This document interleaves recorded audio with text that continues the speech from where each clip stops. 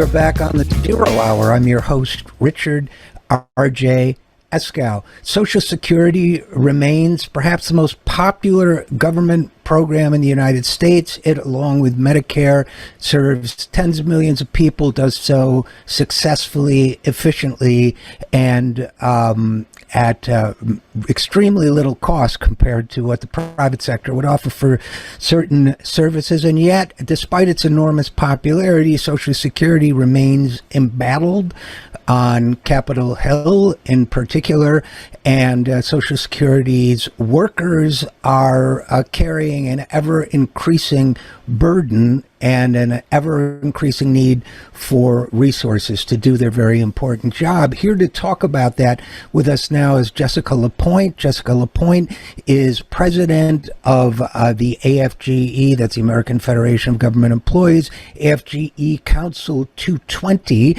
which covers Social Security workers in all field operations. That includes both field offices and call center, telecenters, and so on. And she joins us now. So first of all, Madam President, thank you for joining us. Thank you so much for having me today. Oh, it's a pleasure. And may I say before we begin, because it doesn't get said often enough, that the people, I would like to personally say to the people like you and the workers you represent who go in every day under difficult conditions and work hard all day long to help people, I would like to say two words that aren't said enough to you all, which is thank you. Thank you so much. I appreciate that on behalf of our workers. Well, they do a great job, and there are those who don't make it easy for them. And one of the things, it's in the news now because there is as you well know, the government Congress is dealing with possibly having to do a continuing resolution to keep the government funded beyond the end of this month, I think it is. Mm-hmm. And but if they do, it will be necessary to keep essential services specifically covered. Social Security workers have come up, and the Social Security Administration in that sense. If you don't mind just taking a minute to remind us why Social Security workers are essential, I would appreciate that.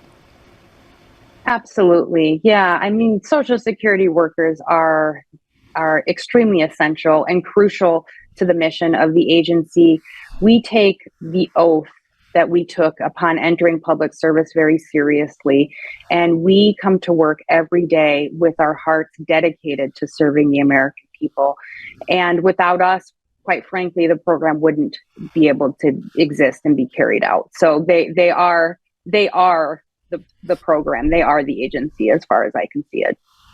And, you know, going back a few years, I think it was, I'm trying to remember, it was 2014 maybe, I wrote an article for the Huffington Post. There was actually some idea, I think it was called Vision 2020 or something at the time, a document that basically, however well-intentioned, seemed to be saying that maybe we can automate a lot of this, take the workers out of the equation, make it more internet-based and all of that.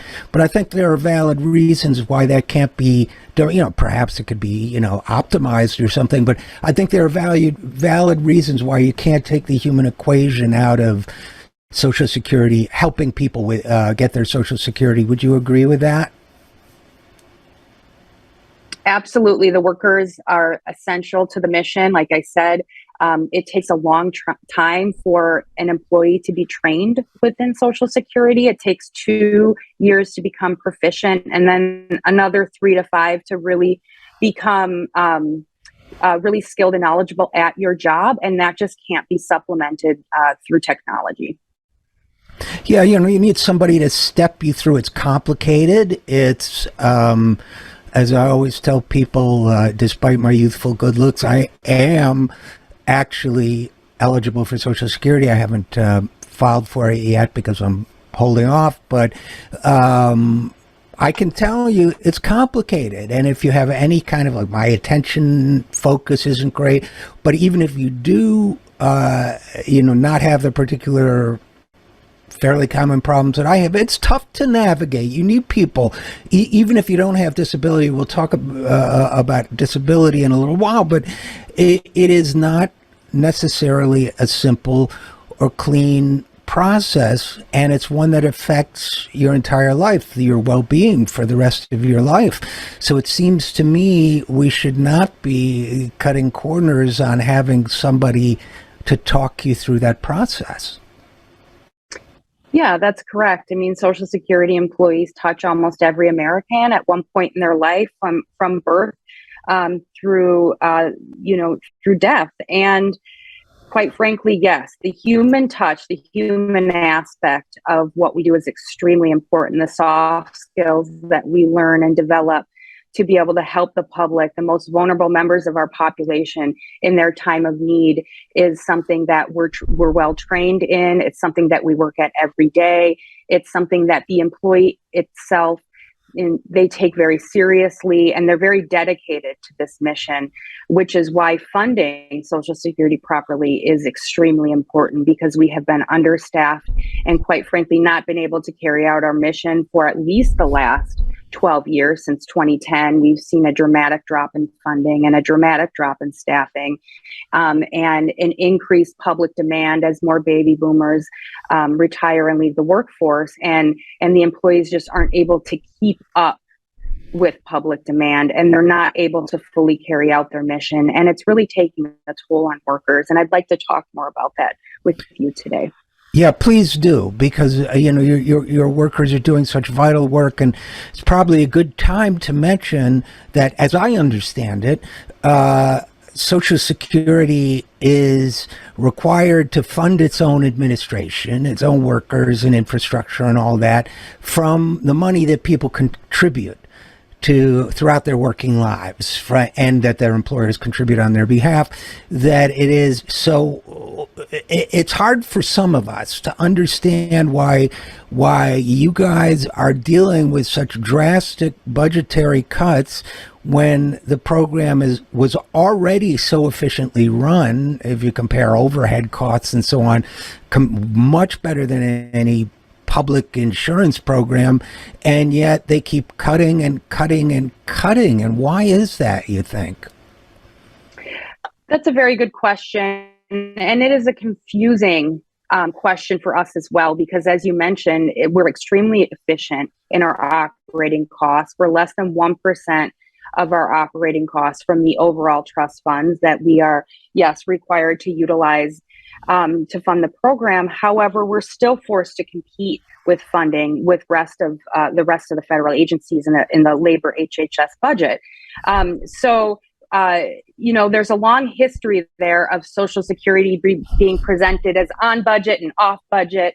And I'll let you do the research on that. It started out as part of the Vietnam War to make it look like there was more in our overall budget. So they included the trust funds in the presentation of the budget. But at the end of the day, we are fully funding. We are very efficient, and we should not be forced to compete with other organizations for funding.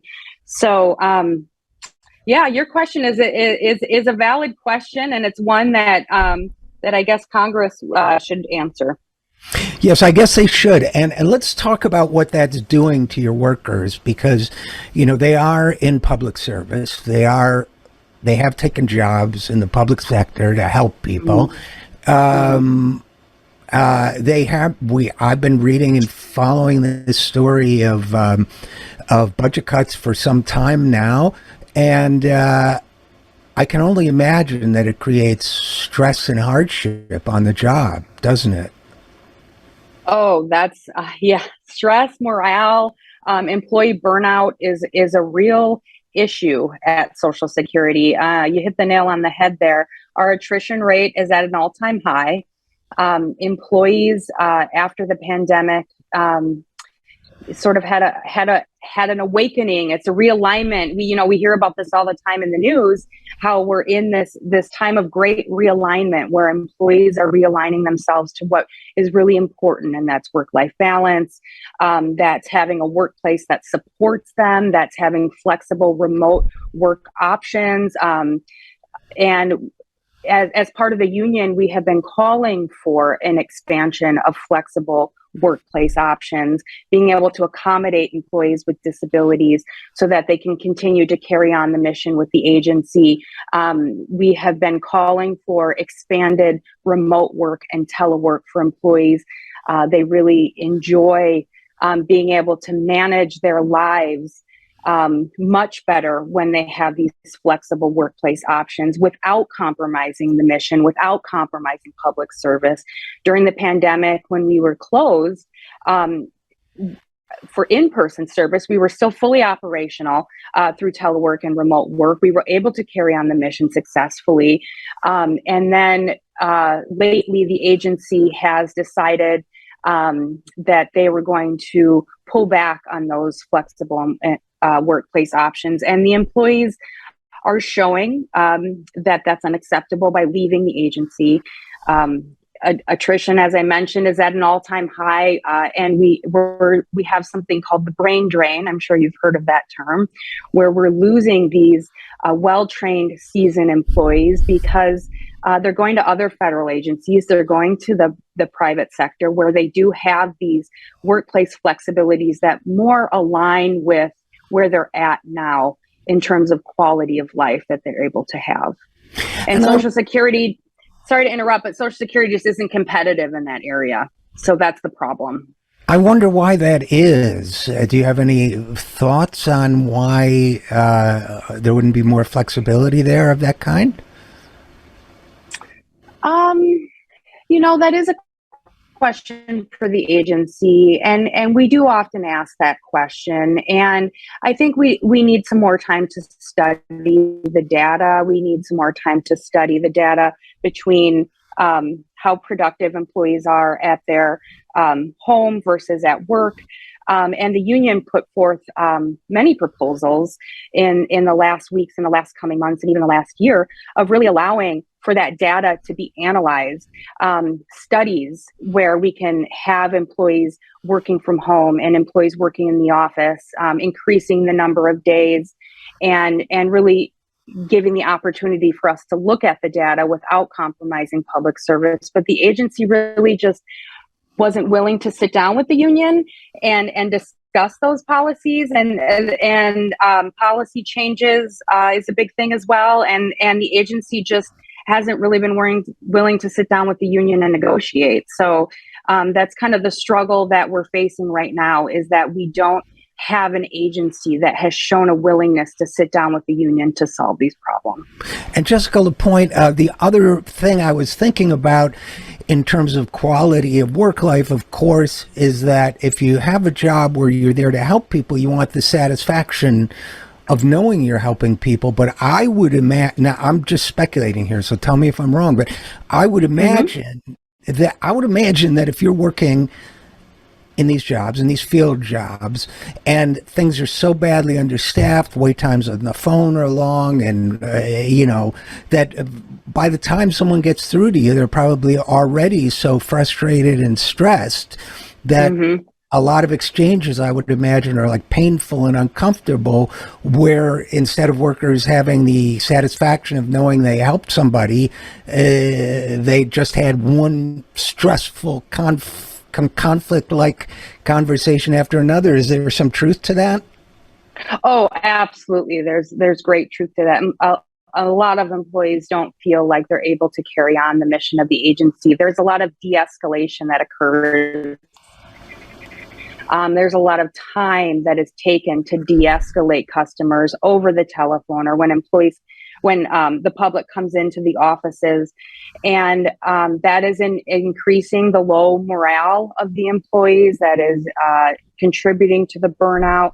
We've lost our dedicated adjudication time as well, which is something that we very much need and value within this agency. So there's a lot of intake but then not a lot of dedicated time to process the work on the back end. We're taking on way more than we can process. For example, in the workload support units that manage the internet applications, they can manage, debatably, they can manage about 75 disability claims a week, and they're taking in 100, and their backlog is 300 cases and mounting because of that. So it's just the amount of intake that's happening and the amount of dedicated time to process the claims on the back end is contributing to an increased public demand for general inquiry calls. So that's taking claim specialists that would otherwise be processing the work, putting them on the phones, because we aren't competitive in our GS8 pay scale salary that the customer service representatives get paid, that when they manage the call center calls and they manage the field office general inquiry calls, that pay is not competitive enough. So the attrition is highest within this pay scale, the GS8. And so we can't retain people to stay in that job. So then the claim specialists are then assigned, and the technical experts are assigned to do enumeration, which is your social security cards, your social security number, the general inquiry calls. And so they aren't able to take the time to process their claims either. So there's a whole lot of intake and then not a lot of dedicated time to process. And that is further exacerbating the employee morale issue, and is, quite frankly, the main reason why employees are leaving. We did our own survey of our members here in the union, and we found that 48% of employees plan to leave within the next year based on that reason. And, in terms of like flexible work and remote work options, we do have 50% of employees say then they can get 25% of their workload complete while they are in the office. Okay. Conversely, 85% say that they can complete 75 to 100% of their workload remote. So that goes to tell you the efficiency and the effectiveness of, at least from the employee side, the morale piece, why this telework and remote work is such an important thing that the agency should be considering, especially in our teleservice centers. Those are fully portable, fully remote jobs. They could be. The work is it's not a public facing job where a public comes in, right? It's over the telephone. So if the agency made the simple step to have customer service representatives that work in the call centers to be fully remote, they can pull from a workforce all over the country. They don't have to have a workforce dedicated to living in major metropolitan areas that are facing these lower GS8 salaries that get paid the equivalent of working at like a Starbucks, for example, or a McDonald's in a managerial position. They could, if we made the salary a little bit higher, we made it fully remote, we could really start to recruit and retain employees much better and solve a lot of problems, because the call centers is the true front line of the agency. If people can't get in on the phones, then they start to come into the field, or they'll, et cetera. So we are strongly pushing not only for this anomaly or emergency funding through this continuing resolution. President Biden requested $800 million. We strongly urge Congress to fund that, if not more. The $800 million is essentially going to allow us to just sustain the wages of the current employees, and then pay for some overtime, right? But it's not replacing all of the staffing that we've lost in the last 12 years. So Congress needs to even go far beyond this emergency funding. Congress really needs to look at fully funding the agency through staffing, and moving forward, every chance that they get to fund Social Security, they should be focusing on it. Because if we can't get the right employees, recruiting the best and the brightest, that's always been something that the agency has been extremely proud of, that they're able to recruit the best and the brightest. Well, we're not able to recruit. We're just not competitive right now. So we need to focus on that. We need to focus on this G8 salary, focus on maybe some emergency recruitment and retention pay, so that we can get more customer service representatives within the agency, and then even looking for a position upgrade over time to make that pay more permanent with the customer service representatives, so the claim specialists can get back to work to do the claims work, and then we're fully staffed with the true front lines in the teleservice centers, and then in the field offices where we have every window filled with fully trained and qualified customer service representatives, and that will solve the issue that you were talking about, right? With having to go online versus having a person. Now, with that said, and I do want to mention that the union strongly pushes for policy changes that would make the public less reliant on coming into the field offices, less reliant on the mail, for example, which nowadays is an extremely slow way of doing business. Right. So simple policy changes like allowing for voluntary tax withholding to be done online would free up a lot of delays in processing times and general calls about things like that. Simple policy changes like allowing customers to not have to bring in original proofs every time they want to file for something, because we already have their proofs of citizenship, their proofs of legal residency status, and birth certificates, and so on and so forth. We already have that when they entered into the country or when they became a citizen with the Department of Homeland Security. And so ways to interface with other government agencies would free up a lot of the jam of customer service. And then we could dedicate ourselves more to just processing the necessary work of the American people, if that makes sense.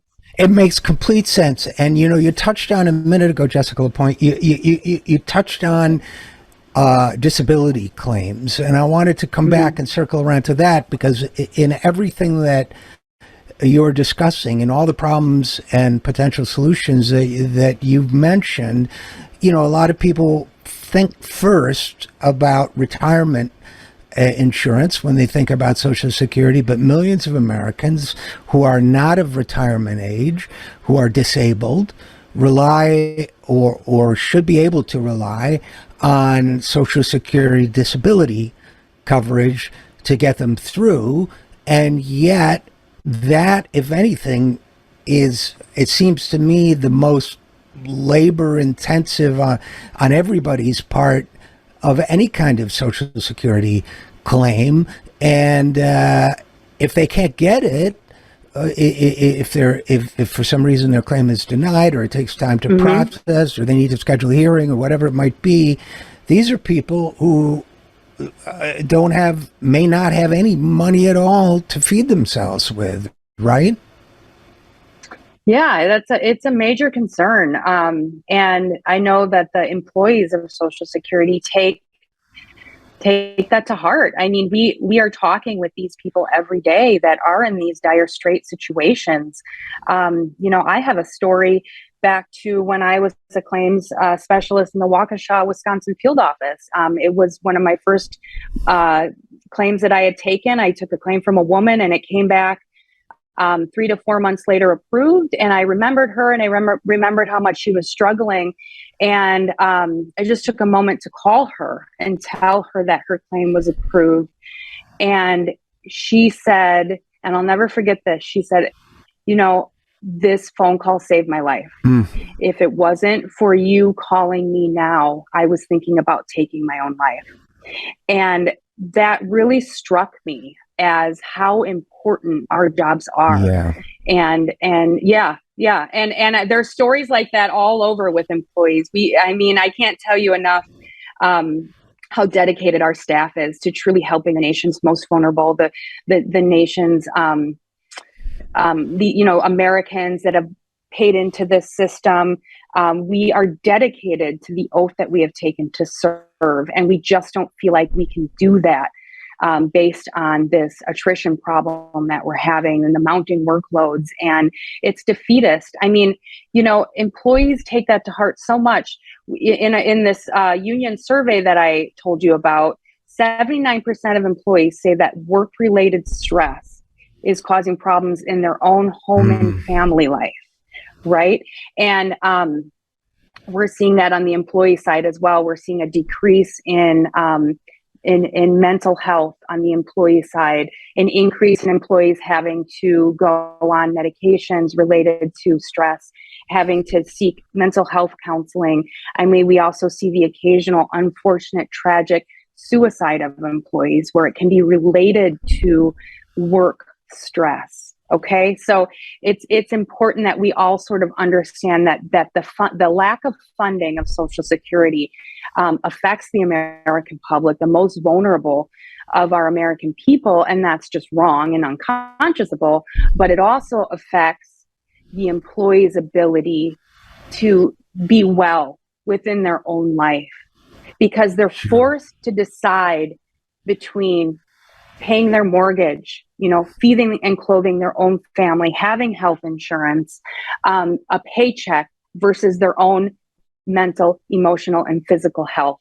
And that's another reason why we're seeing the high attrition rates, because employees, after with this post-pandemic world, if we're post, I'm not sure, but there is this sense that it's just not worth it, and they're just going to have to figure it out. We have employees quitting who don't even have a job lined up, and to them, it is more important to preserve their well-being and figure it out on the back end than to continue to work for an agency that just doesn't appear to care about them.